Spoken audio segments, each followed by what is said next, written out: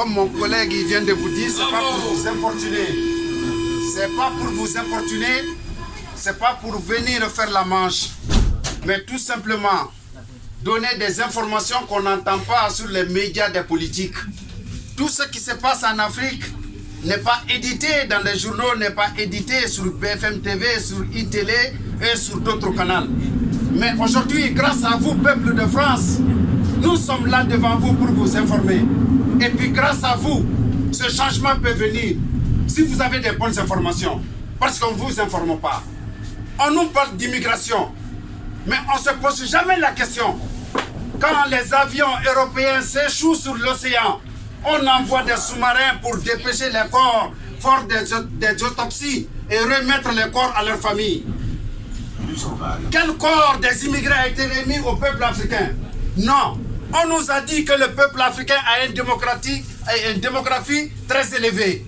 Ils cherchent des voies et moyens pour diminuer le peuple africain. Raison pour laquelle ils ont durci la délivrance des visas pour ouvrir l'océan au peuple africain.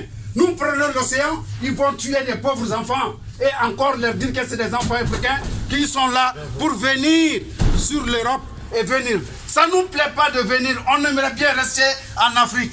Mais quand on construit un bon bâtiment, qu'on laisse la porte pour prendre les fenêtres, ça veut dire que c'est chaud derrière. Voilà la politique de l'Europe imposée aux Africains. On empêche les Africains à mieux vivre. L'accaparement de nos terres, l'ingérence des matières premières, l'imposition de leur politique en Afrique. Et c'est ce qui ne plaît pas aux Africains. Mais grâce à vous, nous avons eu notre régularisation. Vous vous êtes tenus même dans votre chambre pour dire qu'il faut régulariser ces enfants-là. Nous aimerons discuter avec vous. Parce que grâce à vous, ce changement peut venir. Les Africains peuvent vivre. Les Africains aimeraient rester en Afrique.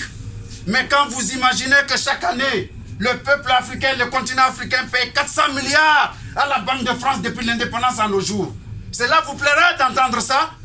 Mais on dit toujours que les Africains sont là pour les allocations.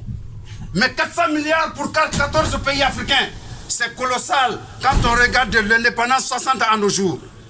Raison pour laquelle, peuple de France, nous vous en témoignons. Nous vous dirons aujourd'hui que toutes les réalités africaines ne sont pas dites dans les médias. Le cas du Mali en est un exemple palpable. Le Mali, avec ses 18 millions d'habitants, 1 241 000 km². Sarkozy a dit devant le peuple de France que le Mali est trop grand pour les Maliens. Donc il faut chercher à diviser le peuple malien.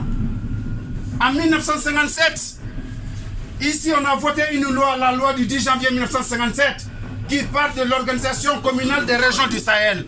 Voilà la division du Mali. Voilà pourquoi aujourd'hui l'intervention onusienne impose au peuple malien cette division pour avoir les matières premières au nord du Mali.